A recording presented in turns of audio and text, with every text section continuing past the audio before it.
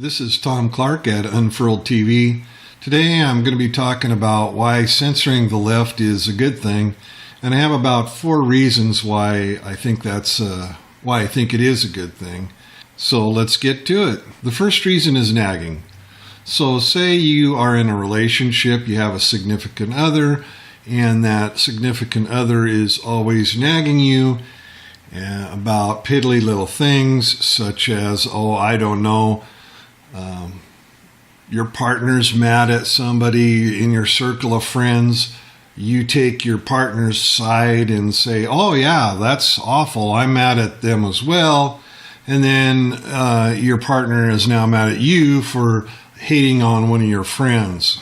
So in that sort of situation, you may want to metaphorically slap your partner across the face and say, shut up, this is ridiculous. Well, of course, you're not going to actually slap them across the face. You're not going to do physical harm to anybody. But I mean, that urge is there. But you might definitely tell them to, shut up and quit talking. So I see the left, especially the mainstream media left and the Democratic Party, the mainstream big outfits, Huffington Post, MSNBC, CNN, Vox, all of those sorts of media outlets. They're nagging about the dumbest things, like this incident here a week or so ago where a man alleged of committing a murder in Mexico was picked up by ICE. And all the media, they had a heart attack over this issue because, oh my gosh, how terrible, because the alleged murderer was driving his wife to a doctor's appointment. Well, the doctor appointment was a serious one. She was on her way. She was scheduled to have a cesarean and give birth to a baby. So it was a serious appointment, but it wasn't an emergency. Turns out that it's my understanding, I wasn't there, but it's been reported that the ICE officials offered to call her an ambulance when this was going down. They did what they could. They're asked to enforce the law. This guy was wanted for a warrant out of Mexico, apparently. He deserves a fair trial. I'm not saying the guy's guilty or anything like that, but that's with law enforcement's job. If you have somebody that's committed a capital offense or alleged to have committed a capital offense, you need to pick him up. So if you're going to be nagging about law enforcement doing its primary function, its number one function should be catching the worst among us, or those who are alleged to be the worst among us. You don't have the trial and then go pick them up. You pick them up and then you have the trial. Come on, folks. It's just so frustrating to have a regressive ideology amidst normal people, So, yeah, what do you want to do when somebody's nagging at you in your personal life? You want to metaphorically slap them across the face and tell them to shut their pie hole, right? Well, this is exactly the same thing, Twitter and Facebook, they've found some guys on the left that are, just spouting off a bunch of nonsense, so they want to slap them across the face and tell them to shut their pie hole. Well, it's a digital slap across the face, and it's an actual censorship, but the idea is the same, that they're just a bunch of naggies going on about nothing. So we need to get them to shut up because they're just driving people crazy. So that's my number one reason for thinking that it's a good idea to start censoring the left. So my second reason for censoring the left is the left and the Democratic Party are dehumanizing people. They go around telling us that the right, the Republicans, even the libertarians somehow are dehumanizing people from different races because, they want to hold on to their own culture. I don't know how that's dehumanizing, but we recognize that you are of a different culture, and therefore we recognize your humanity. You have a different culture. our culture is this way. Please recognize our humanity. And if you come to into our culture, please respect it. So the left doesn't like that. So what they do is they go out and they dehumanize the right and the Republicans, and they dehumanize anybody that doesn't agree with their globalist agenda. I don't know how many Democrats. I don't think your average Democrat, your average person on the left wants globalism. They don't want corporate globalism.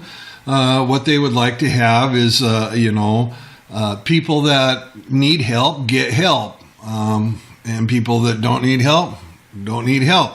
So the people that are the regular voter in the Democratic Party, the average person on the left, I don't think buys into the Democratic leadership's ideas, nor do they buy into these far left ideas where, I don't know, if you like your own culture and you want to keep your own culture, you get to keep your own culture. Oh, no, that's a doctor. I'm sorry, I forgot.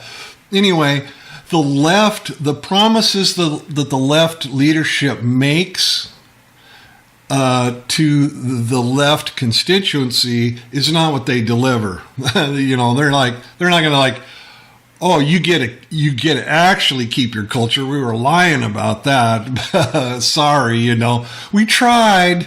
But anyway, if you just go back in time, just like I started paying attention to politics back when Jimmy Carter was elected. And I couldn't vote at that time. If I could have voted for him, I would have. I thought, and I still think he's an honorable guy. I think he's honest. Now, I haven't really paid that much attention to his career, but he definitely wasn't involved in the Watergate and all of that stuff and all that corruption that at least was publicized at the time. But anyway, from that point when I started watching politics, it became clear to me that any time the Republicans or anyone at all suggested that, what we need to do, what would be a good idea is just kind of limit the power of government, and especially the federal government, this central planning, that one small group in Washington decides how everybody is going to live in every aspect of their lives. Anybody that suggested that person was painted as a hate-filled person, and it went from just being uncaring to hate-filled to now demon to Nazi, So the subtlety of it back then was the Republican or the person asking for less government. That person was just a small. That person was just not hateful so much, but he didn't care. He didn't care about the poor, which isn't true, which has never been true. But that was how it was cast. But this not caring has risen now to Nazi level for some reason. Well, it's all about power, I guess. But the trend is that the left continues to demonize, and dehumanize the right, or anybody that wants a smaller government, wants you to have more control of your life. You have to be demon. Oh, you want less taxes? Well, you must be a Nazi. All right, so that's where the left has gone. At the same time, the media has this trend started with, hey, Democrats, they're looking out for the little guy. They're the party of the little people. That's how it was spun by mainstream media. Now, it's not true. It's never been true, but that's what, they spun it as, and everybody, I shouldn't say everybody, the people that joined the left and joined the Democratic Party, they in large part started believing that. But then, it's gone into overdrive mode. So now these guys, where they had they had the love for the little people, but now they're the avenging angels. They're going to come down and, with the mighty sword and chop off anybody's head and kick them out of their job and kick them out of office and put them in the corner for the rest of their life if they disagree with their mighty justice. It's just gone crazy. And the media, the mainstream media, they hoist these people up as these are champions of justice. Well, they're no such thing. They're not angels of mercy. They're not angels in any form of the word. They're thugs. They're absolute thugs. But the mainstream media has went from, the trend has been going from, all right, these people, they're just for the little guy, the rich, they don't need taken care of, to now we must demonize and dehumanize anybody that's had any success and anybody that disagrees with us. That's been the trend since I've been politically aware. Now, what I'm saying is that now that if you take people that are, these so-called self-righteous activists that are being portrayed as the mighty left evangelists, they're going in and they're stamping out racism and Nazis with their power and their righteousness, and well, all of a sudden Facebook and Twitter censors them. I mean, slap across the face again, right? Like, whoa, we thought we were in the right. How could you possibly be doing this? Well, maybe it'll get them to think that dehumanizing people is kind of stupid. I mean, hey, even your own side recognizes that you're dehumanizing people. You've gone too far. And maybe if you put them in timeout long enough, they'll start saying, okay, the right's not that bad. We were taking it too far. We realize that they're human beings now. Maybe that'll get all the way over to the point where the right's not even evil. The right's not even for big government and super rich people. Now, I've talked about how the right's been demonized. Let me tell you how I think your average person on the right, your average conservative thinks, all right? They don't think that you need to get rid of all government. They don't think that they may even be for a social safety net. They're not against helping people. I think that Americans, if I'm remembering the stats correctly, do give disproportionately towards the poor, even though they're taxed. So that's the people on the right tend to also, the studies show that people on the right tend to actually, after paying taxes, still give more than people on the left do towards charities. The people on the right and libertarians, they don't think that they don't want to help people. They are for the little guy, but they don't think leftist policies help the little guy. So say you take a family and you put that family on generational welfare, that family is going to break up. That's the conservative, that's the libertarian belief that by you stepping in and providing them not with just a temporary social safety net, but you provide them with a means to live without being social with each other, without the family being a cohesive unit that loves one another, that forgives one another, that supports one another, that pushes people to be better than they are, then society breaks down. The family breaks down. So it's not a good thing. That's the right's perspective.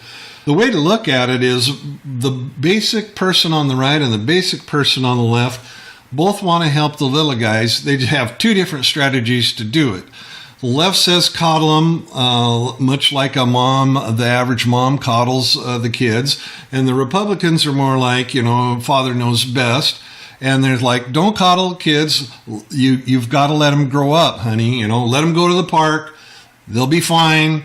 They may get a bloody nose, whatever. Let them play dodgeball. Let them grow up. They have to learn to become adults. And if you coddle them all the time, they'll never become adults. They'll just be perpetual children. That's the theory on the right. The theory on the left is no. You don't want anybody to be left behind, so you coddle them from cradle to the grave.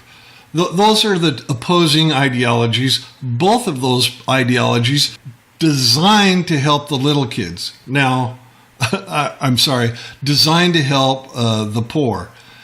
Both of those parties want to help the poor. Both of those, I don't mean political parties, but both of those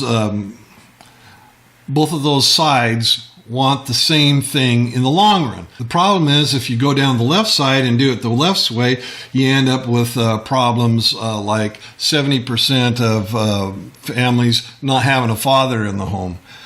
And then the children in those families, especially the young men, they don't know how to act responsibly because they've never had a good, solid man in their lives for them to look up to. So if there's any other way to explain all of these families falling apart, the inner cities falling apart. By the way, this goes across racial lines. I know that the black population is having more of an issue with this right now, but the other populations are right behind. If you don't have this family unit and this kind of hands-off approach to letting people kind of grow up and learning, how to behave properly. If you don't have that, if you don't have them relying on each other as individuals, if you have the government swooping in and providing them with a lifestyle where they can be just as heinous and as nasty as they want, and they're still going to get a government check, you're going to get people that are heinous and nasty. All right?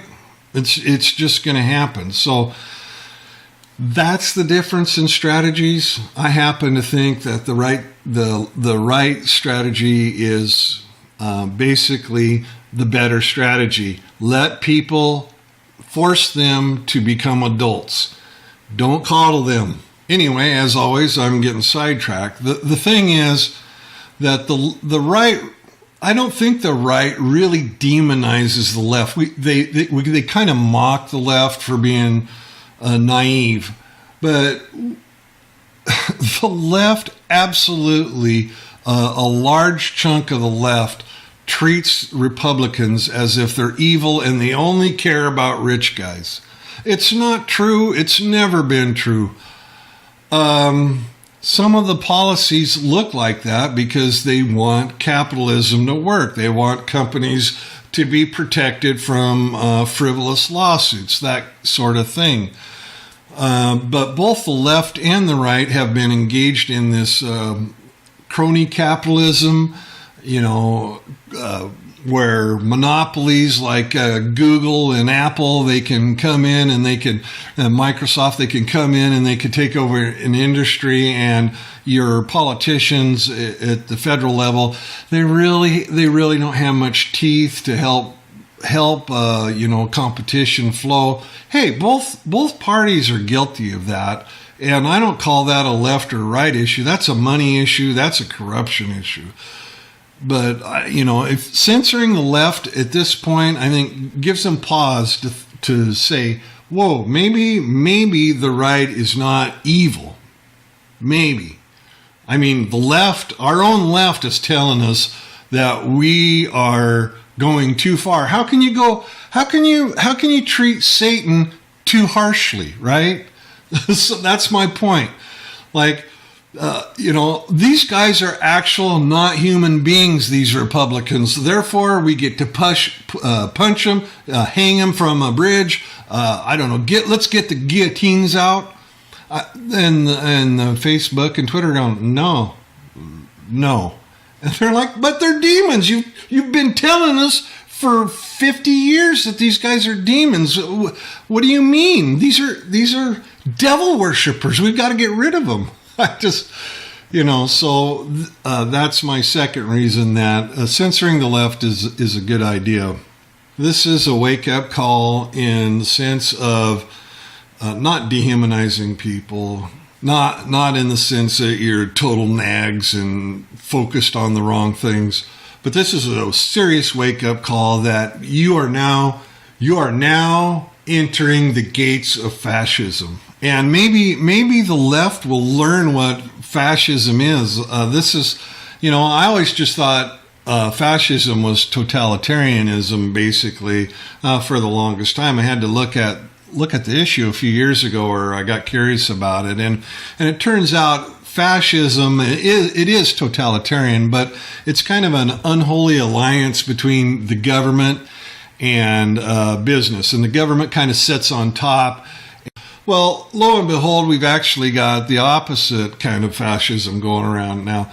It's actually corporations more in control of our government. They just buy them off, just bribe them. They get in, they lobby them to death, and some of them they like to line their pockets. Some of them they buy off on the theory. I don't know. I don't want corporations to be in charge of our government. I want them to have a say. I want them to report to Congress. What's going on in the economic world, and I don't want everybody to be able to sue companies out of existence. So I want some sort of balance for businesses and corporations.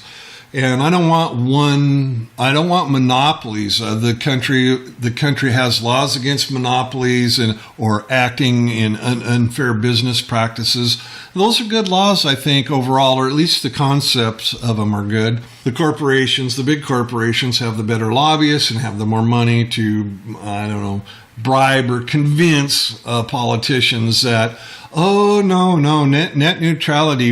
Google, we're all for net neutrality. We're for the little guy. Bullshit, you're for the little guy. Who in the hell believes Google's for the little guy? Who believes Facebook's for the little guy? If you believe that, you're nuts. If Google says they're for net neutrality, you know you're in the realm of a newspeak territory.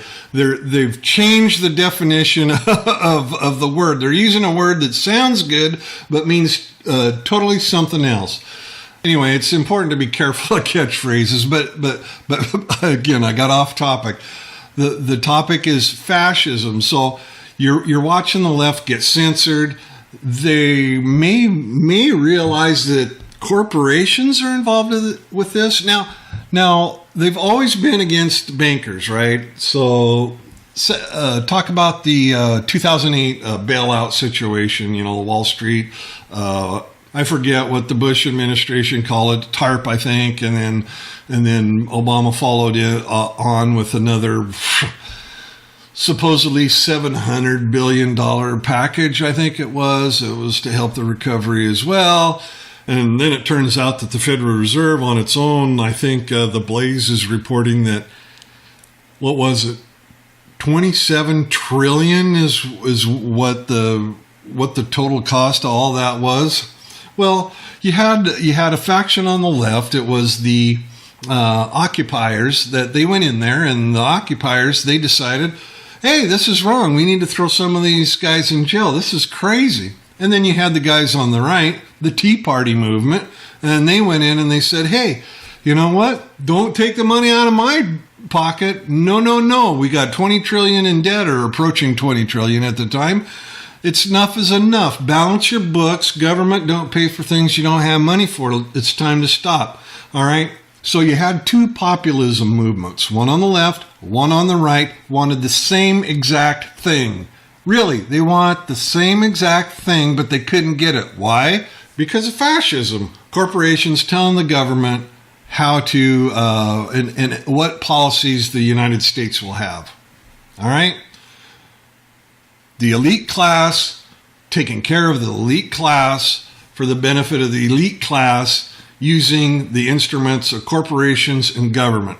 Not using the will of the people, going totally against the will of the people. All right? So maybe the left will realize, and the right too, that, guys, we're not each other's enemies. The problem is we've got corruption in our system. And the corruption, come on, we're all fighting fascism. I mean, actual fascism, okay? Fascism that wants to censor populism, censor libertarianism, censor freedom, because they want to be able to tell us how to live and where we're going to live everything about our lives. They want to be in charge of it. Rhinos, dinos, same thing. No difference, whatever. Anyway, before I move on, I want to go over this, the Tea Party. The Tea Party was, this is crazy. The Tea Party was demonized relentlessly as if they were some white nationalist threat. Okay, never mind, there's all sorts of races, there's all sorts of ideas in the Tea Party, but they just wanted a responsible financial government that was responsible with our finances. And they were totally made out to be violent, and there was never any violence that I recall. And then the occupiers, they were basically mocked. You know, they weren't made out to be evil. They were made to be, made to be foolish, or, come on, guys, enough with the pot and the pooping on the sidewalks and stuff like that. You're not getting anywhere. It's time to go home. Your heart was in the right place, but shoo, go away. All right. In both cases, the right and the left both had a legitimate concern. Both things should have been handled. The people that were responsible for this nightmare, this financial nightmare that could be prosecuted, should have been prosecuted. So when you think about these two sides, the left and the right, I think that it's a good idea to censor the left, because the left has no idea that they're approaching the gates of fascism. They have no idea. And when they see this, first, they only knew it from the richer are getting richer kind of aspect of it. But now they're seeing, the social media companies, the Googles and the Facebook, and all of these companies that just have a grip over society and the culture, they're silencing you. All right, that's fascism. When corporations and the government combine to do these things, to silence you, to tell you how you're going to live, to tell you what you can say, that's fascism. And now I think the left, even the moderate left, can now see what's going on. And now is the time for the left and the right to combine. The populace, the people themselves, that whether you're a coddler or a bootstrapper, we can't worry about that now. What we have in our what we have in our midst right now that we have to deal with is fascism. Can we agree to that? Root out fascism. Anyway, this is getting too long. I don't know if I actually covered all the reasons that I think that censorship is good for the left. I actually, in the long term, censorship is not good, but if it wakes them up, like the canary in the coal mine. Think about the canary in the coal mine for a minute, all right? So the canary in the coal mine dies. Kind of a good thing, right? Because you've had a warning now. There's not enough oxygen here. There's toxic gases or whatever in the mine. The canary's died. But if you don't do anything, the miners just die anyway. You got to get the hell out of there. If you're going to recover the mine, then you got to get the gases out of there. You got to do something. So the left getting censored is kind of the canary in the coal mine. If you don't do anything about it, there's no benefit in the long run. So the benefit would be that the left wakes up in a few areas, but we've got to get rid of the gas out of the coal mine. We've got to get rid of the censorship. We can't have it. We've got to get it in the long run. We've got to get rid of it. It's a warning that the right's known about for forever. I mean, we've been through this for decades of the right being treated like evil people, and now some of the left is getting treated like they're evil people, and their voices are getting shut down, and they are getting misrepresented, and things like that are happening. So that's the canary in the coal mine, but we've got to do something about it. And the left and the right need to both get the hell out of the coal mine, get up to top and say, whoa, what happened? Oh, we got some fascist gas down there. Well, let's go pump that crap out and we'll be done with that, and then we can go back to work.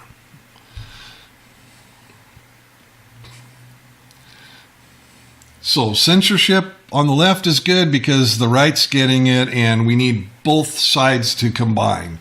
That's the bottom line. We need both the left and the right to join together to say no.